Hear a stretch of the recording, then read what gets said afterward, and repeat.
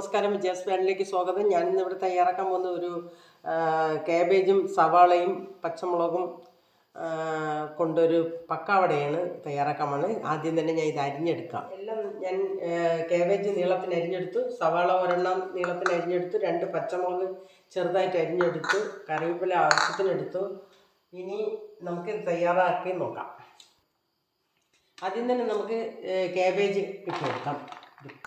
ഇതിലേക്ക് അരിഞ്ഞു വെച്ചിരിക്കുന്ന സവാള ഇട്ട് കൊടുക്കാം. ഇതിലേക്ക് പച്ചമുളക് ഇട്ട് കൊടുക്കാം. ഇതിലേക്ക് കറിവേപ്പില ഇട്ട് കൊടുക്കാം. ഇതിലേക്ക് 1/4 കപ്പ് കോൺഫ്ലവർ ഇട്ട് കൊടുക്കാം.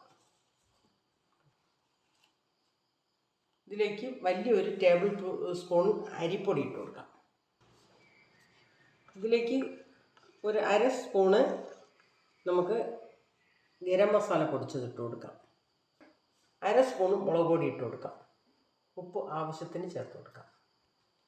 ഇതിലേക്ക് 1 സ്പൂണ് ഓയിൽ ഒഴിച്ച് കൊടുക്കാം. വെളിച്ചെണ്ണയാണ് ഞാൻ ഒഴിക്കുന്നത്. ആദ്യം ഒന്ന് മിക്സ് ചെയ്യാം. ഇതിലേക്ക് അല്പം വെള്ളം ഒഴിച്ച് കൊടുക്കാം. 2 ടേബിൾ സ്പൂൺ വെള്ളം മിക്സ് ചെയ്തെടുക്കാം. നമ്മൾ മിക്സ് ചെയ്തെടുത്തിട്ടുണ്ട്. ഇനി നമുക്കിത് തയ്യാറാക്കി നോക്കാം. നമുക്ക് അടുപ്പ് കത്തിക്കാം. അതിലേക്ക് പാത്രം വെച്ച് കൊടുക്കാം. നമുക്ക് വെളിച്ചെണ്ണ ഒഴിച്ച് കൊടുക്കാം. നല്ല ചൂടായിട്ടുണ്ട്. നമുക്കതിൽ പക്കാവട ഇട്ട് കൊടുക്കാം. നമുക്കൊന്ന് തിരിച്ചിട്ട് കൊടുക്കാം. നമ്മുടെ വട തയ്യാറായിട്ടുണ്ട്. നമുക്കത് കോരാം ഫ്രൈപ്പിലേക്ക്. നമ്മുടെ കാബേജ് കൊണ്ട് പക്കാവട തയ്യാറാക്കിയിട്ടുണ്ട്. അത് എല്ലാവർക്കും ഇഷ്ടപ്പെട്ടെങ്കിൽ ലൈക്ക് ചെയ്യുക, ഷെയർ ചെയ്യുക, സബ്സ്ക്രൈബ് ചെയ്യുക. നമസ്കാരം.